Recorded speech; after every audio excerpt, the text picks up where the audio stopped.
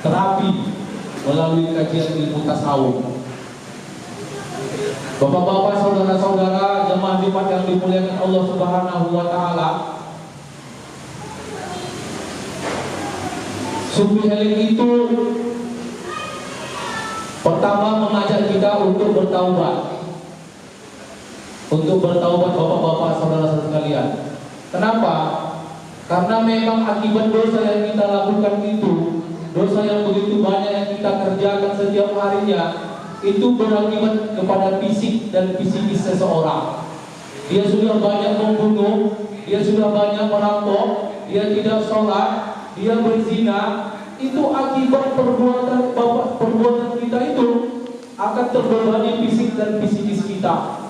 Akhirnya seseorang yang melakukan perbuatan maksiat itu stres, depresi. Oleh sebab itu taubat merupakan salah satu tawaran untuk mendekatkan diri kita kepada Allah. Karena stres dan depresi tadi itu merupakan bibit dari penyakit manusia seperti kita, termasuk saya di dalamnya. Oleh sebab itu taubat salah satu cara yang ditawarkan oleh Sufi Healing ataupun terapi kajian ilmu tasawuf. Kembalilah kepada jalan yang benar, seperti itu, taubat. Sering sudah kita dengar taubat itu adalah kembali kepada jalan yang benar dengan 3 catatan. Yang pertama, dalam taubat itu harus ada takhalli, yang kedua ada tahalli, yang ketiga ada tajalli. Ini tawaran dari Imam Al-Ghazali. Kita harus ada menyesal perbuatan-perbuatan maksiat yang sudah kita lakukan itu. Kita harus menyesali perbuatan itu, kemudian berjanji tidak akan mengulanginya lagi, tahalli. Kemudian berjanji tidak mengulanginya kembali dan berniat untuk memperbaiki diri hari-harinya penuh dengan ibadah. Sederhana sebenarnya memang yang ditawarkan oleh Imam Al-Ghazali. Taubat itu kita harus menyesal, kemudian kita harus merenung, meneteskan air mata, tidak mengulangi perbuatan kita itu. Makanya ada tawarannya, ada taubatan nasuha, ada taubat seperti si nasuha. Ada seorang yang bernama Nasuha, dia bertaubat dengan sebenar-benarnya, tidak mengulangi perbuatan yang selama ini dia lakukan, kemudian berjanji tidak mengulanginya lagi, dan akan berjanji dan berniat untuk melakukan ibadah setiap harinya. Itu tawaran yang pertama. Karena mulai Nabi Adam sampai kita hari ini, tidak ada orang yang tak berdosa, bapak-bapak, saudara-saudara sekalian. Kita lihat dalam sebuah hadis, kullu bani Adam khata wa khairul khata'ina at-tawwabin. Setiap bani Adam, anak cucu Adam itu melakukan kesalahan, tapi di ujung kesalahan itu hendaknya diiringi dengan taubat.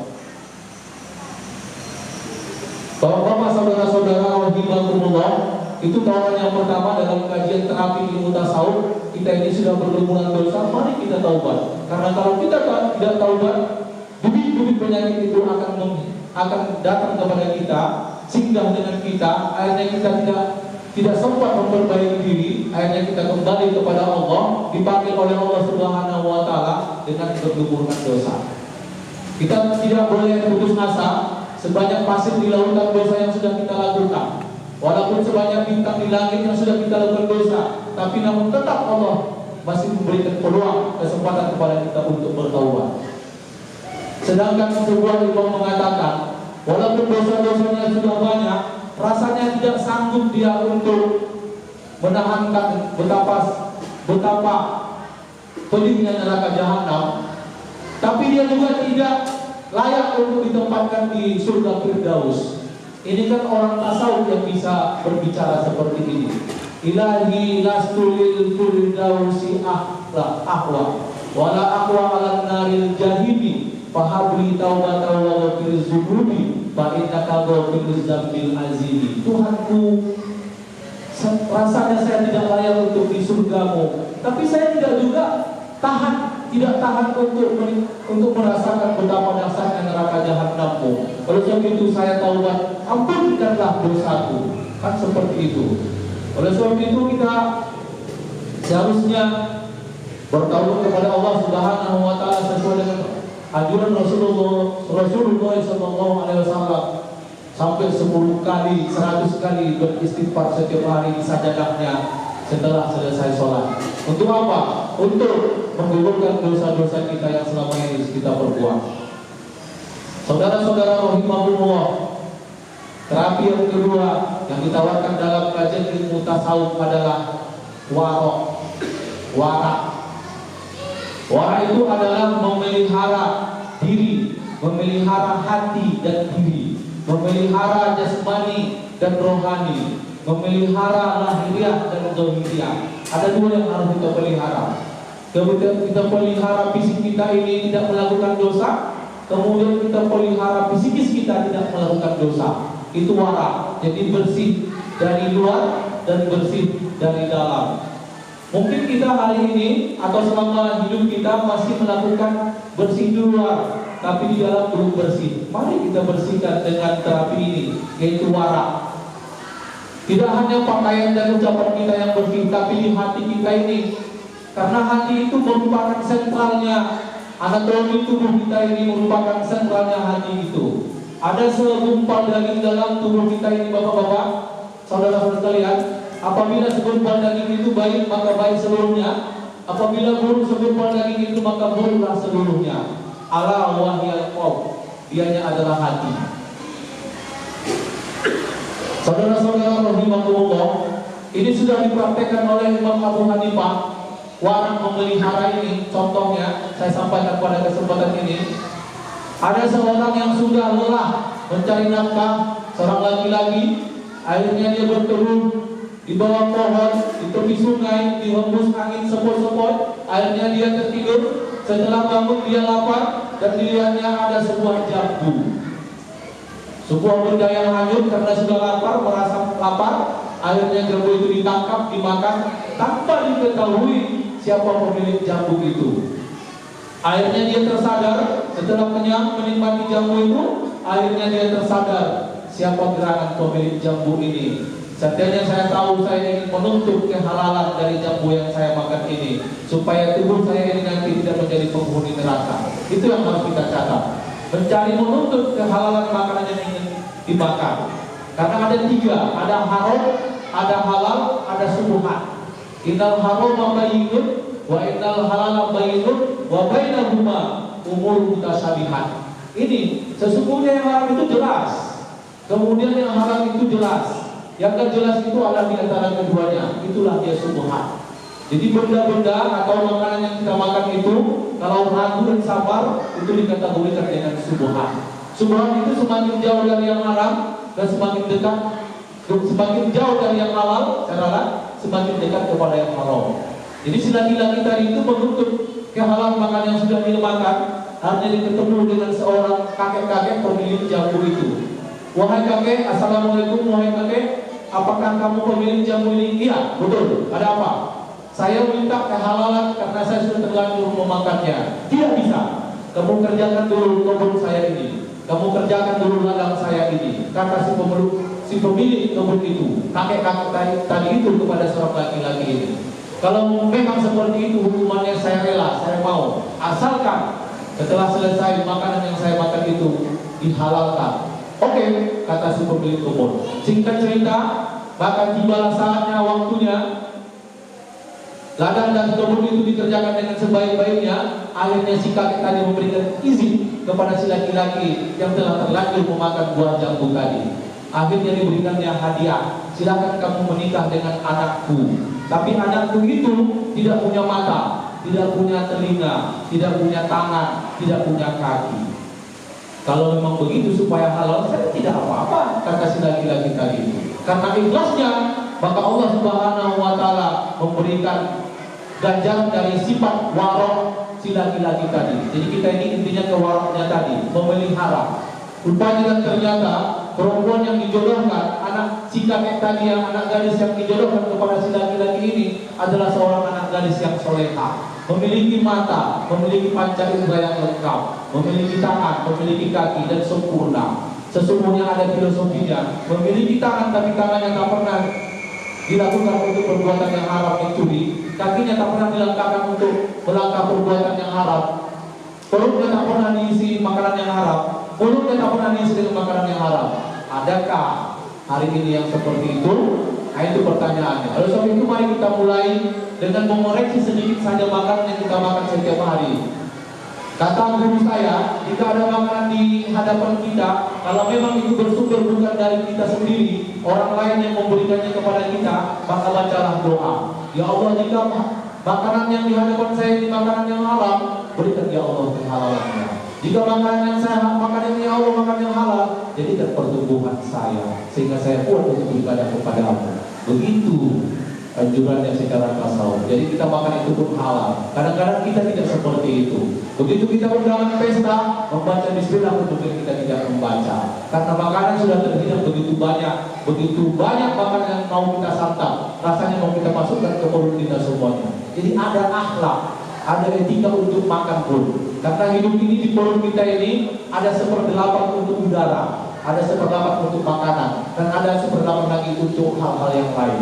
Jadi tidak semuanya untuk dikipas habis. Itulah yang mengakibatkan orang jadi kenyang, akhirnya kenyang malas beribadah, maka dilarang banyak makan, dilarang banyak tidur, dan dilarang banyak berbicara. Oleh sebab itu kita dilarang banyak makan, maka berpuasalah. Sesungguhnya puasa itu menghindari diri kita dari penyakit. Mengosongkan perut itu sebenarnya membuat kita sehat. Sumu tasihu, puasalah kamu sehingga kamu akan sehat. Seperti itu. Yang terakhir, banyak sebenarnya yang sampai 8. Nanti nggak pulang-pulang kita dari masjid ini, karena khutbah itu sebentar. Yang terakhir adalah zuhud. Zuhud juga merupakan obat ataupun terapi dalam kajian tasawuf untuk menghindari penyakit kita. Zuhud itu sederhana. Zuhud itu adalah mementingkan akhirat dan tidak mementingkan sekali dunia. Rabbana atina fid dunya hasanah wa fil akhirati hasanah wa qina azabannar. Jadi ada hasanah di dunia, ada hasanah di akhirat. Bukan kita dilarang untuk memperbaiki ekonomi kita di dunia ini, salah, tidak. Sedangkan kita mencari dunia, pagi sore siang malam kita bekerja mencari nafkah, banting tulang peras keringat untuk membangun rumah, menyekolahkan putra putri kita selaku generasi kita, tidak salah. Tapi mana untuk akhirat kita? Iqbal di dunia kata anak kata isu abada, wa mal li akhiratika ka anak kata putu goda. Berbuatlah kamu untuk duniamu seolah-olah kau hidup selama-lamanya, tapi beramallah untuk akhiratmu seolah-olah kau mati besok pagi. Nah itu. Jadi kadang-kadang kita terobsesi dengan karir, akhirnya kita lupa makan, lupa mengingat Allah, mencari dunia. Padahal dunia itu sudah daun, menyesal, naumun tidur, yaun yasirun, alifnya adalah istiqomah. Di dunia ini kita tidur, itu filosofinya. Banyak orang tidur di dunia ini, walaupun melek matanya, tapi dia nggak bisa tidur. Kenapa? Tidak beribadah. Dunia ini penyesalan. Begitu lahir kita menangis, ya kan? Begitu lahir kita menangis, menyesal. Menyesal apa? Menyesal perbuatan, menyesali atas janji kita kepada Allah. Ketika 4 bulan 10 hari dalam kandungan, kita sudah dikontrak oleh Allah, ya kan?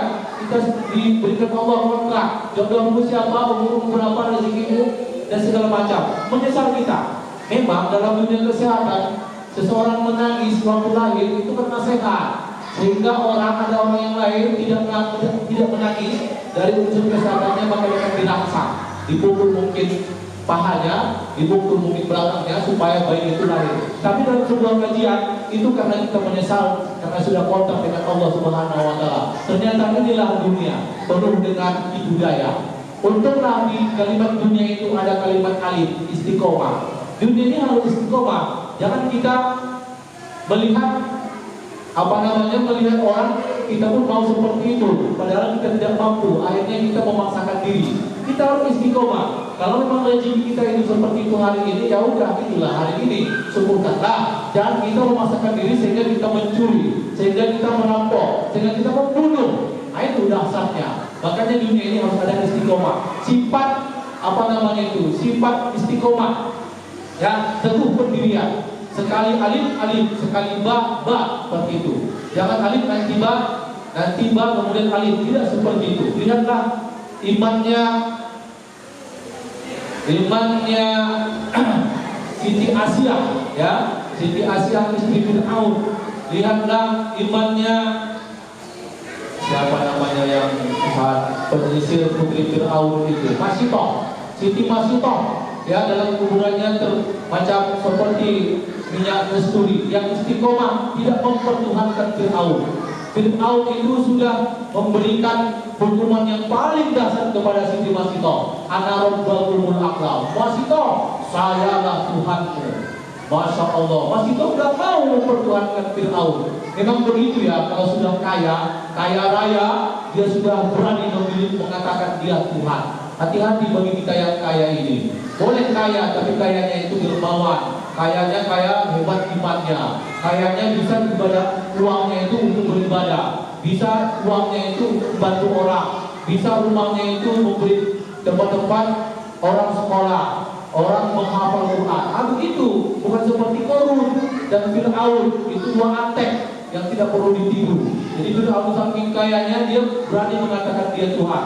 Hanya Siti Masitoh tidak mau mempertuhankan Fir'aun. Tuhannya adalah Allah Subhanahu wa Ta'ala. Akhirnya dia dijatuhkan ke dalam belanga yang berisi minyak pada saat itu. Untunglah anaknya mengatakan, anaknya yang digendong pada situ belum bisa berbicara. Allah Subhanahu wa Ta'ala menunjukinya dengan petunjuk Allah. Anak Masitoh itu berbicara waktu kecil yang belum saatnya berbicara. Wahai ibunda tercinta, lompatlah, sesungguhnya Allah sudah perlindungan kita. Ini lompat Siti Masitoh, itu tadi istiqomah. Jadi dunia ini intinya kita berobat secara tasawuf dengan secara zuhud, harus ada sifat istiqomah yang nempel pada diri kita sehingga kita tidak terobsesi dengan pengaruh-pengaruh oleh orang lain, sehingga kita tetap dalam jalur lillahi kalimatullah la ilaha illallah Muhammadur Rasulullah. Kalau begitu kita sudah mantap. Inilah obat, inilah terapi. Saya simpulkan, mari kita taubat, mari kita warok, mari kita zuhud, mari kita qanaah, mari kita sabar, mari kita istiqomah. Kalau seperti itu saya pikir sehat pada kita itu. Sehat. Gak perlu kita ke rumah sakit. Tahulah hari ini rumah sakit bagaimana. Bapak-bapak, saudara-saudara sudah tahu bagaimana kondisi kita hari ini. Ya, gak usah kita lanjutkan. Gak usah saya sampaikan kalimat saya yang akan datang ini. Bapak-bapak sudah tahu yang berkaitan dengan dunia kesehatan. Dan sebab itu kita serahkan kepada Allah. Sehingga Allah akan memberikan yang terbaik kepada kita. Karena kita orang umat yang hebat imannya, maka kita dicoba oleh Allah Subhanahu wa Ta'ala. Jangan katakan kita orang yang beriman sebelum kita dicoba. Kan seperti itu. Mudah-mudahan kita semua menjadi orang yang selamat, sehat, dan makmur, kemudian nanti dimasukkan Allah ke dalam surga Firdausnya. Amin. Barakallahu li wa lakum fil Qur'anil Karim. Wa nafa'ani wa iyyakum bima fihi minal ayati wa dzikril hakim. Aku qouli hadza fastaghfiruhu innahu huwal ghafurur rahim.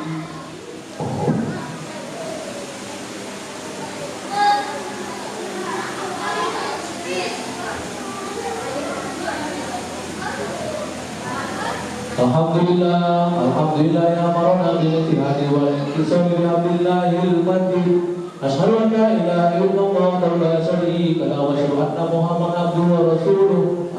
Allahumma shalli ala sayyidina Muhammad wa ala ali sayyidina Muhammad. Amma ba'du fa ya ibadallah, usikum wa iyaya bittaqwallah. Faqad fazal muttaqun. Ittaqullaha wa tuqatihi wa la tamutunna illa wa antum muslimun. فقال الله تعالى في القرآن الكريم أعوذ بالله من الشيطان الرجيم بسم الله الرحمن الرحيم إن الله وملائكته يصلون على النبي يا أيها الذين آمنوا صلوا عليه وسلموا تسليما فرض الله على هدى خير المرسلين سيدنا أبي بكر وعمر وعثمان وعلي وعلى بقية الصحابة والتابعين والتابعين ومن تبعهم بإحسان إلى يوم الدين وعلينا وهم برحمتك يا أرحم الراحمين.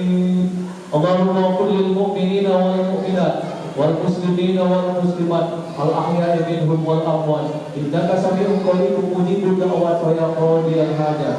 اللهم ارفع عنا البلاء والبلاء والوباء والفحشاء والمنكر والشدائد والشيوخ المختلفة والشدائد والمحن ما ظهر منها وما بطن من بلادنا هذا خاصة ومن بلاد المسلمين عامة إنك على كل شيء قدير. ربنا آتنا في الدنيا حسنة وفي الآخرة حسنة وقنا عذاب النار والحمد لله رب العالمين. عباد الله إن الله يأمر بالعدل والإحسان وإيتاء ذي القربى وينهى عن الفحشاء والمنكر والبغي يعظكم لعلكم تذكرون. فاذكروا الله العظيم يذكركم وادعوه يستجيب لكم ولذكر الله أكبر. أقيموا الصلاة. الله أكبر الله أكبر. أشهد أن لا